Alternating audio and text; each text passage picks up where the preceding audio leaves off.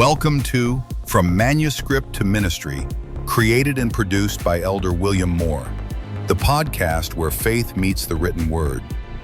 Each week, your hosts David and Martha dive into powerful, self-published books by Christian authors who are boldly using their God-given voices to impact the kingdom. Whether you're an aspiring writer, a reader seeking spiritual growth, or a ministry leader in search of authentic resources, this is your space to be inspired, encouraged, and equipped. Let's explore today's featured book and uncover the life-changing message behind the manuscript. Welcome to the Deep Dive. This is where we take the sources, the literature, the ancient texts. That deep research. Exactly, the deep research. And we help you extract the enduring knowledge and the real insight within. We're here to help you become well-informed, but maybe more importantly, to feel well-equipped for whatever is on your plate. And it really is a pleasure to have you with us for what I think is going to be a pretty profound conversation. I think so, too. As we move through this season of, reflection, gratitude, and looking forward, we appreciate you trusting us to guide you. We're not here as lecturers. We're more like guides, helping you interpret these big ideas through the lens of your own experience. And our source material today is just incredibly rich. It's all drawn from excerpts that focus on identity and resilience, specifically inspired by a really deep reading of Judges 6.1. It's collected in the book From Ordinary to Extraordinary. Right. We're going right to the heart of what true strength looks like, especially when life, turns up the pressure. And this whole deep dive is really anchored by one quote. It's a quote that just profoundly gets at that relationship between our struggles and, self-discovery. We're focusing on quote number 3 from that collection. And that quote is, "In the face of adversity, true strength emerges." That concept, it's so counterintuitive, isn't it? I mean, the modern world teaches us to think about success as avoiding failure. Right. Minimize risk, avoid adversity at all costs. But this statement says adversity is actually necessary. So our mission today, really, is to frame this truth around 3 transformative ideas. First, understanding valor as an identity, not a performance. Which is huge. Second, viewing adversity not as punishment, but as refinement. And third, exploring this powerful, almost surprising reality of a hidden strength being revealed when we're under pressure. It's a complete spiritual reframing. And a psychological one, too. We're trying to move the focus away from the external stuff, the fear, the failure, the hiding, and place it squarely on the inherent powerful identity that the Creator has already put inside us. Just waiting. Just waiting for the right circumstances to unveil it. So we're going to faithfully walk with you as we try to understand this process of revelation. So to really get why that quote, "In the face of adversity, true strength emerges," is so potent, we have to go back to the source text. We have to. Judges chapter 6, verse 12. This passage is, I think, maybe the most hilariously ironic and yet deeply profound encounter in all of Scripture. The scene itself is it's crucial. To get the irony, we have to spend a moment on the context. What were Gideon and the Israelites actually facing? This wasn't just a minor problem. No. This was, for all intents and purposes, a generations-long societal collapse. So let's talk about that oppression first. Who were the Midianites? What were they doing that was so bad it drove Gideon into a winepress? So the Midianites, along with the Amalekites and other people of the East, they had basically instituted an economic siege on Israel. And this had been going on for 7 years. 7 years. That's a long time to be under that kind of pressure. It's a lifetime. Yeah. And it was a calculated, devastating campaign of just resource denial. The Bible uses this imagery. It says they would come like grasshoppers for multitude. That sounds terrifying, an overwhelming, unstoppable swarm. Exactly. They are highly mobile, nomadic tribes, and they would sweep in at the worst possible moment, right? As the Israelites were harvesting their crops or shearing their sheep. So they weren't trying to conquer the land, just bleed it dry. Precisely. They didn't settle. They just looted and destroyed everything. And this meant the Israelites, who were an agricultural society, they couldn't build up any food, any wealth, any security. They were constantly on the edge of starvation. They had to retreat to caves and strongholds. They were literally hiding from their own economy. So Gideon isn't just having a bad day. He's dealing with the psychological weight of chronic systemic failure and starvation for his entire nation. Yes. Which makes what he's doing in this moment even more poignant. He's threshing wheat. And here is where that visual contradiction, the irony, becomes almost painful. Threshing wheat is something you do to separate the grain from the chaff. You need a big, flat, open area. usually a hilltop. Right, where the wind can get at it. The wind is essential. It blows the lighter chaff away, and the heavy, valuable grain just falls straight down. It's a public, visible, necessary process. You can't really hide it. But Gideon is doing this in a wine press. I mean, just picture that. A wine press is a pit. It's a large, often sunken stone vat you use for stomping grapes. It's low-lying, enclosed. It's designed to contain liquid, not to catch the wind. He's working in secret, probably with just small handfuls of wheat, trying to do a week's work in a day, just to get enough grain for his family, without the Midianite cavalry spotting him. He's performing a task that demands visibility in a location chosen for invisibility. Wow, so he's the absolute picture of anxiety, fear, and just utter inadequacy. He's trying to survive, not thrive. And in that moment, dusty, sweating, terrified, in a literal hole in the ground, the angel of the Lord appears and greets him with these words that must have felt like a cosmic joke. The Lord is with you, mighty man of valor. Or mighty warrior, depending on your translation. It's just staggering. Okay, let's unpack that tension, because the whole concept of emergent strength really hinges on this moment.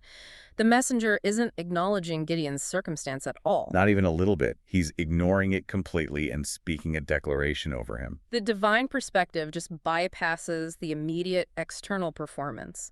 Gideon is operating from a place of weakness, of profound fear, yet the address is one of strength and might. God is seeing past the wine press, past the fear, past the desperation. He's speaking directly to the inherent core identity. So the first big lesson here, which is fundamental for our deep dive, is that valor is an identity, not a performance. God isn't saying, hey, I see you trying to be a mighty warrior. No, he says you are a mighty warrior. He's confirming who Gideon already is in the spirit, completely irrespective of the physical and emotional evidence in that moment. And that brings us to the linguistic key here. The Hebrew word. The Hebrew word used here is chayil. Okay, let's really dive into this word chayil, because it's often, I think, sort of lazily translated as just strength or might. But what's the deeper meaning here? The translation is broad because the meaning is so substantive. Chayil is used in about three main contexts. There's military might, so mighty warrior. Okay. There's economic wealth, resources, or riches. And then there's moral character, virtue, or noble. So it's not just one thing. No, but the common thread that links all three is this idea of inherent competence, effectiveness, and substance. It means you have the inner resourcefulness to meet whatever the external demand is. So if you're wealthy, you have chayil because you have economic substance. A warrior has military competence. A good person has moral virtue. Exactly. And you compare that to a couple of other common Hebrew words for strength.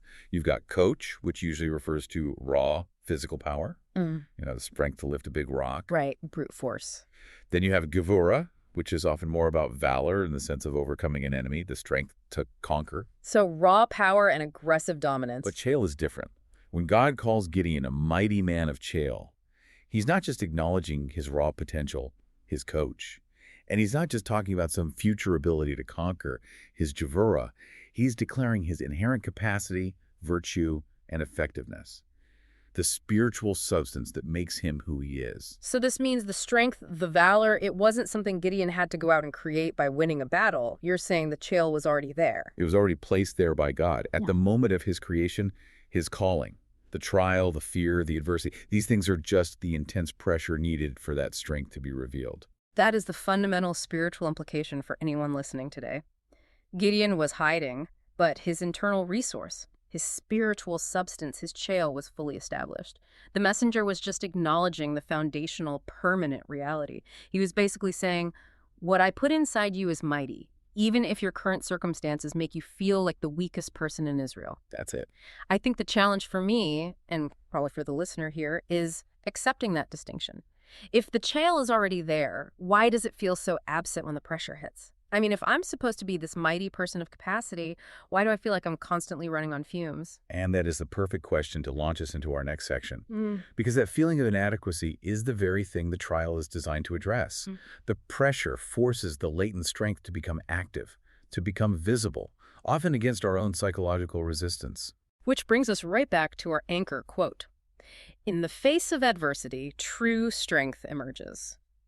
If we're going to interpret Scripture through lived experience, we have to look at how we are defining strength and weakness in our own daily lives. And in the modern Western world, strength is so often defined by the avoidance of struggle. Totally. We look for ease, comfort, a smooth path. If you have to struggle, the assumption is that you're either weak or maybe you just failed to prepare properly. We spend so much energy building walls around ourselves, trying to eliminate any friction or discomfort or risk. But the spiritual definition, the one anchored by chayil, it flips that completely. True strength is proven not by the absence of heat, but by what is capable of surviving and being forged in that heat. It emerges specifically in the face of adversity. So adversity isn't always opposition meant to destroy you. Often it's preparation designed to equip you for a role that requires undeniable internal substance. I think we need to linger there, on adversity as preparation. Because when we look at Gideon, the Midianites were definitely opposition. I mean, their goal was destruction. How do we reconcile that external opposition with this internal idea of preparation? It's a great question. Think of it this way. The physical opposition. The Midianites, that was the circumstance. But God's purpose in that circumstance was revelation. God didn't cause the Midianites to attack, but he used the pre-existing crushing reality of their attack as a kind of stress test. Okay. If Gideon had been living in comfortable ease, he would just be a fearful farmer his whole life, and that chayil would have remained dormant, unused. So the struggle itself isn't the point. The revelation of capacity is the point. The pressure is what makes the internal resource required, and therefore visible. We can use analogies from nature. We run from pressure. But without incredible geothermal pressure, you don't get diamonds. Without the repeated stress of heat and cold, you can't refine metal. The pressure doesn't create the carbon or the metal. No, it just changes its structure and reveals its integrity. That's powerful. So we are the carbon, and the adversity is the immense geological force needed for that transformation. We don't realize what we're made of until we feel that crushing weight. And this directly tackles the most common and I think most difficult misconception people have about trials. At their punishment. Exactly.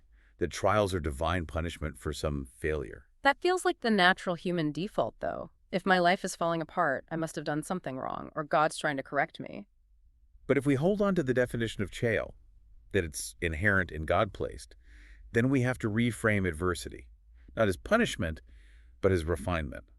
If the gold is already inside the ore, the trial is just the heat needed to burn away the dross. The impurities. The things that cling to the gold but aren't actually gold. And that dross could be our fear, our insecurity, our reliance on worldly systems, or our need for everyone else's approval. Precisely. The trial strips away the exterior. When Gideon was in that winepress, he was stripped down to pure fear and basic survival instinct. But that stripping process created the space necessary for the divine address to get through. Mighty man of valor. The trial purified his perspective, forcing him to rely on something deeper than his own planning. So if we constantly avoid pressure, we're protecting this fragile shell, the version of ourselves we think we are, but we prevent the revelation of the powerful identity God knows us to be. And this is where the difference between, say, human willpower and chayil becomes so important. Human willpower is finite. It's just grit. It's pushing through. Right. Chayil, by contrast, is an internal spiritual resource. It's the capacity that remains when your willpower runs out. The pressure is the tool that transitions us from relying on our finite grit to relying on that infinite resource. That makes the moment of emergence a moment of realization. It's when you hit your absolute human limit, the point where you think, okay, this is where I break. And then you realize, wait, I didn't break. Something else took over. I found a resource I didn't even know I had.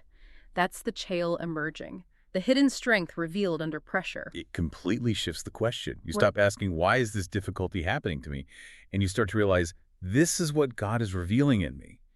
It's an exercise in spiritual metallurgy, using stress to confirm identity. It's so vital that we translate this ancient scriptural truth into practical, present-day understanding for you, the listener, because most of us aren't fighting Midianites with swords. We're fighting burnout, relational complexity, these invisible internal battles. And that's key. Chayil is not reserved for the epic, cinematic moments of faith. In fact, its most powerful expressions are often found in the quiet tenacity of daily, sustained life. Valor is often very mundane. So let's dedicate some real time to this section. I want to move past generic examples and look at how this emergence of strength happens in recognizable, relatable scenarios today. Let's start with one of those high-stakes moments of discovery. Okay. Think about the moment a person discovers inner strength during a profound, unavoidable hardship. This could be something like a parent dealing with a child who's struggling with addiction. Right. Or maybe a sudden, devastating financial collapse that exposes infidelity or fraud in a business partnership, something that just pulls the rug out from under you. Let's focus on that parent navigating the crisis of a child's addiction. That is a battle that can last for years. It's intensely isolating, and it carries this immense emotional weight. Before the crisis, this parent might have defined themselves by their competence, their control, their ability to provide stability. And the crisis just shatters that external definition of strength. The parent enters their own kind of wine press, a place of desperate hiding, of shame, of complete exhaustion. They realize their willpower, their money, their carefully constructed image. None of it can fix the problem. They hit the wall. So what emerges in that situation isn't some miraculous cure for the child, but a change in the parent's internal posture. It's a shift from frantic, controlling activity to a quiet, enduring resolve. The strength that emerges is the capacity to establish hard boundaries, but with love. It's the ability to find a support group, not for fixing the child, but for surviving the journey yourself. It's that profound inner resolve that says, I cannot control this outcome, but I will not let this circumstance destroy my integrity or my faith. They discover a patience, a resilience to simply endure the waiting that they never knew they had. That change from trying to fix it to learning to sustain with grace, that is the discovery of chayil. They realize the internal resource to keep loving, to keep showing up, to keep having hope even when the situation gets worse is deeper than they ever imagined. It's the strength of character, the virtue that the Midianites, or in this case, the crisis, cannot touch. Okay, so let's move to the second type of reflection. The quiet, everyday example of perseverance. This is where most of us live. This is 99% of it. This could be the professional enduring a chronically toxic workplace. They know they can't just quit for financial reasons, but they also refuse to let that environment compromise their character. That is a perfect modern wine press. You're forced to perform a necessary task, your job, in a destructive, non-optimal environment. Every single day requires a significant spiritual effort just to maintain moral excellence. The valor required there isn't the big, flashy courage to quit or to confront the boss. It's the internal strength to maintain professionalism and integrity and kindness, even when those around you are operating in fear and malice. It's that steady, humble commitment to high standards when no one is watching or when everyone else is rewarding the opposite behavior. That sustained, quiet faithfulness, that endurance over years, is the most common and frankly least celebrated expression of chayil. It takes more inner competence and virtue to consistently manage your temper with an unruly toddler day after day, or to meet the relentless demands of a disabled loved one than it does to execute one bold, heroic move. And when we talk about the perseverance of a parent or someone maintaining faith during a deep, long-term period of doubt, when everything feels stagnant and prayers feel unanswered, the strength required to simply keep showing up, that's tremendous. It is. It's the consistent refusal to quit the path God has set, even when the weight feels crushing. Wow. They're translating the biblical truth that God's strength is perfected in weakness into their present-day reality just by demonstrating internal fidelity. The world measures success by external achievement. But God is measuring chayil. He's measuring it by internal consistency and an enduring resolve that gets revealed under pressure. These aren't just feel-good stories. They're detailed examples of how that inherent substance, the capacity and virtue, is forced to the surface when our external support systems fail. The person who thought they were ordinary suddenly finds themselves acting with extraordinary moral competence. And we need to build on that now. We need to take our understanding of chayil beyond just the immediate military context of Gideon and link it to the concept of spiritual authority for the listener. Because this isn't just about survival. It's about identity and calling. Okay, so we've established that biblical valor, or chayil, is primarily strength of spirit, virtue, and effectiveness. It's not raw dominance. The might is moral before it's muscular. To deepen this, let's just briefly look at two other figures who exhibit chayil, but in totally different circumstances than Gideon's winepress. First, think of the Queen of Sheba, who came to test Solomon. The scripture makes a point of noting her wealth, her retinue. This is chayil expressed as economic substance and effective governance. A completely different application than a warrior. And what about the woman of valor in Proverbs 31? She is the ultimate non-military example of chayil. She's not called a woman of coach physical strength or Jivura dominance. She is a woman of chayil because of her competence, her industry, her economic effectiveness, and her moral integrity. She manages her household, she serves the poor, she prepares for the future. Her valor is entirely relational and economic. So whether you're a ruler, a manager, a parent, or a soldier, chayil is that inherent quality of competence and virtue that allows you to be effective in your sphere. Absolutely. And this is so vital because it links directly to this conceptual inspiration of crowning imagery, calling, kingship, and spiritual authority. This is about the royal identity that every believer is called into. We're talking about a settled identity that exists before the external evidence ever shows up. The divine sequence is always the same. God establishes the identity internally, the calling, the kingship, the authority, before he calls someone to an external role, before the circumstance catches up. Think of David. Right. He was anointed as king while he was still a humble shepherd boy, totally ignored by his own family. His authority was settled in the spirit, but he spent years in the wilderness running from Saul before the external crown ever materialized. So, like Gideon, David was operating from a place of declared kingship, even when his current reality was one of fear and hiding. One was threshing in a winepress, the other was running in the wilderness. The trials, the adversity, those moments of intense pressure, they are the process by which the external world is eventually brought into alignment with that internal confirmed truth. God crowns believers internally, before externally, and that internal crowning is about confirmation, not achievement. I want to step in here and be the voice of the skeptical listener, the one who is genuinely struggling. If this chayil is already placed within me and I'm already crowned with this identity, why do I feel so fundamentally defeated? I've hit the wall, and I haven't just bent. I feel broken. How does this concept of inherent valor translate when I feel zero capacity left? That is the most important question. And the answer, I think, is rooted in recognizing the difference between a feeling and a fact. The feeling of being broken or defeated is real. It's a profound emotional and mental exhaustion, and it's often caused by sustained pressure. But that feeling does not negate the spiritual fact of your chayil. So the exhaustion is real, but the identity remains intact underneath it. Yes.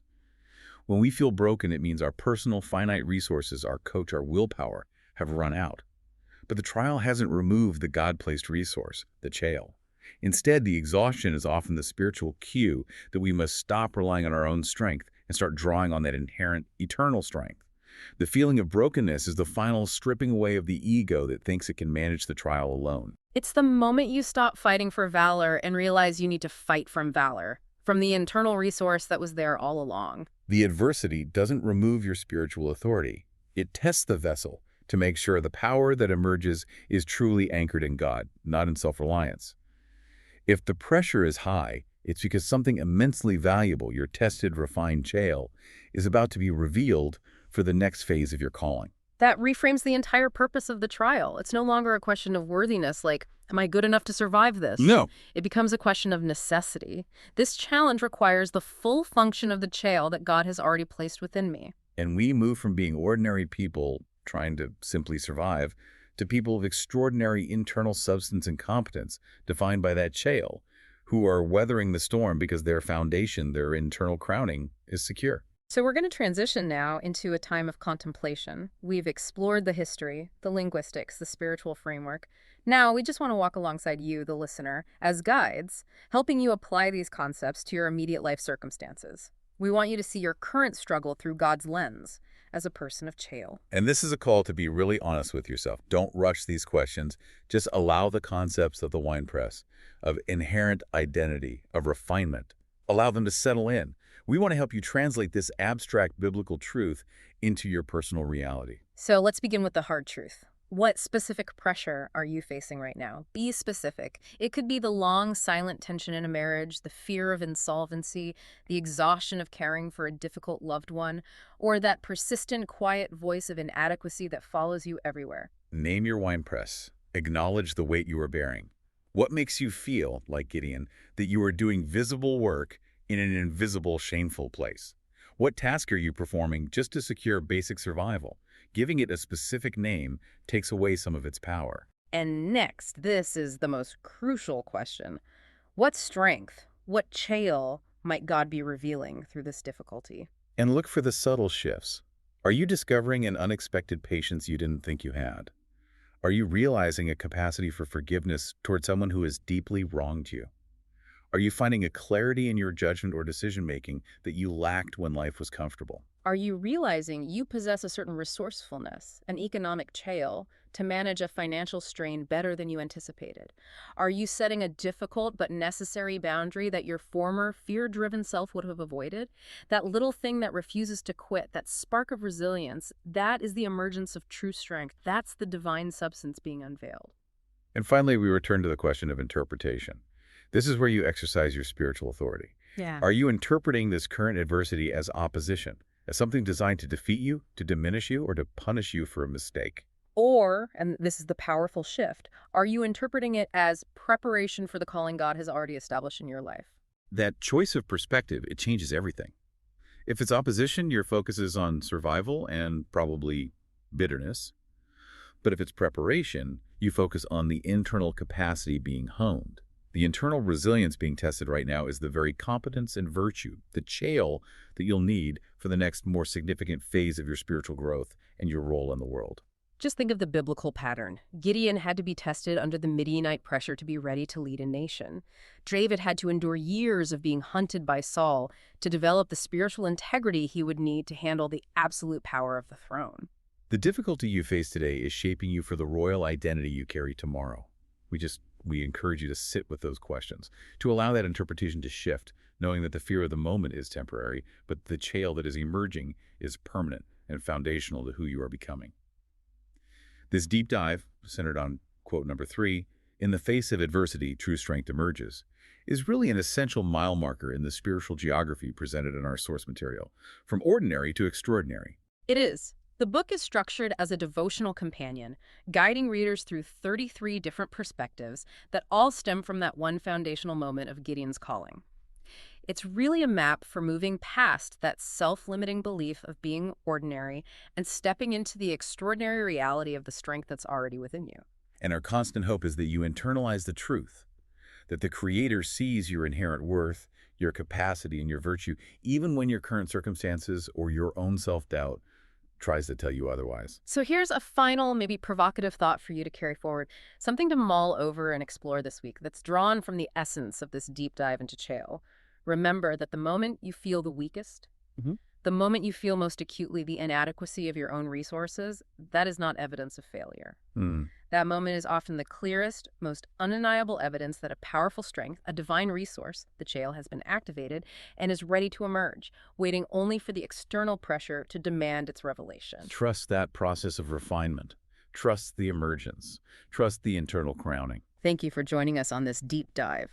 It is our sincere mission that by turning this deep exploration of concepts and ancient manuscripts into applicable wisdom, we can serve you faithfully on your journey. Until next time, may you recognize and fight from the valor within. Thank you for joining us today on From Manuscript to Ministry. If today's featured book encouraged, challenged, or inspired you, we invite you to take the next step, purchase a copy, and support the author behind the message. When you invest in their work, you're not just buying a book, you're sowing into good ground and helping advance the kingdom of God through faith-filled storytelling. Don't forget to subscribe, follow, leave a review, and share this episode with someone who needs it. Your support helps these powerful voices reach even further. Until next time, keep reading, keep writing, keep praying, and keep walking boldly in your calling. God is still turning manuscripts into ministries.